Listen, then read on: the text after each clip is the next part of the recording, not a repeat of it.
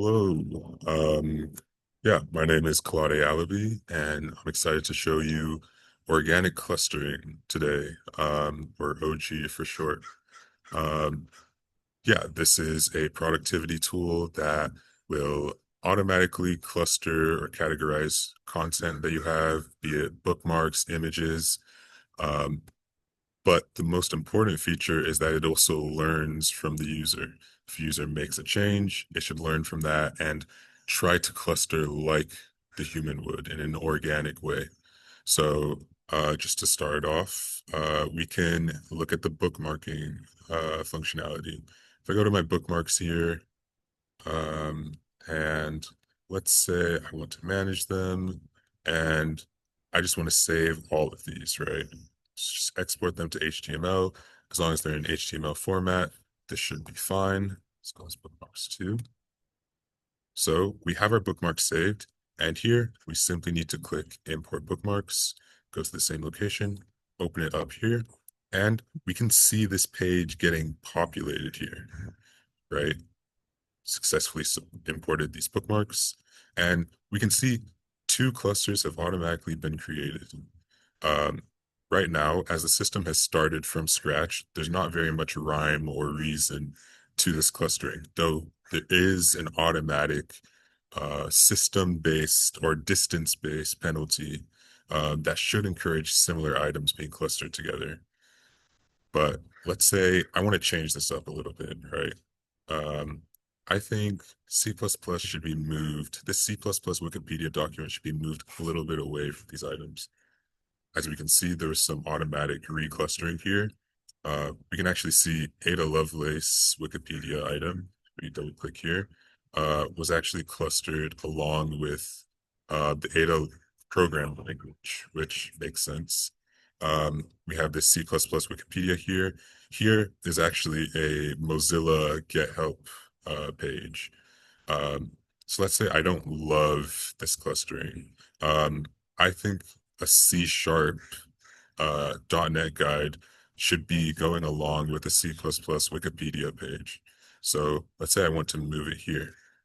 Okay, so this was an instance in which the cluster actually disagreed with me, right?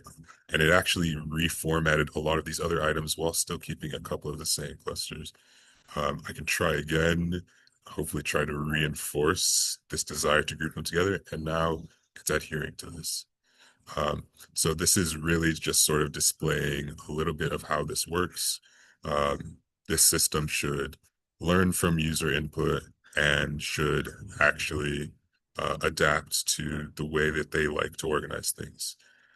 Just to sort of showcase that this works with images as well. Let's say I have a couple of images of Pokemon. So I'm going to add Charmander here. It gets added to this cluster here. Say I add Charmeleon here.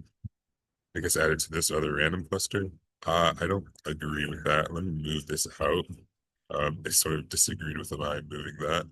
I'm gonna try moving Charmander over to Charmeleon. Okay, not exactly the change I desired, but it did restructure these items a little bit here, while still keeping some of these groupings that I desired earlier. But let's say I'm really adamant and I want Charmeleon to move over here. And a little bit resistant there.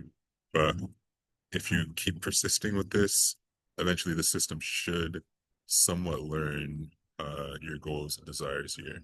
And it still supports the automatic adding of items into their correct location. So if I add Pikachu here, and let's say I add a very similar looking Pokemon, Mimikyu, it's added automatically to the same cluster. So this system, it's not perfect. For sure, it doesn't start off perfect, but it adapts to user choices and learns the way that they like to organize things. And my hope is over time, the very large system is going to only become more and more useful. So that's the product. It makes use of open clip embeddings to actually embed the images and the pages, the URLs. Um, And the actual learning algorithm is a contextual bandits algorithm, which has an exploitation, it has a context, it has an action. And there's a specific set of costs that is really trying to incentivize following human choices and really penalize going against those and making very odd cluster changes.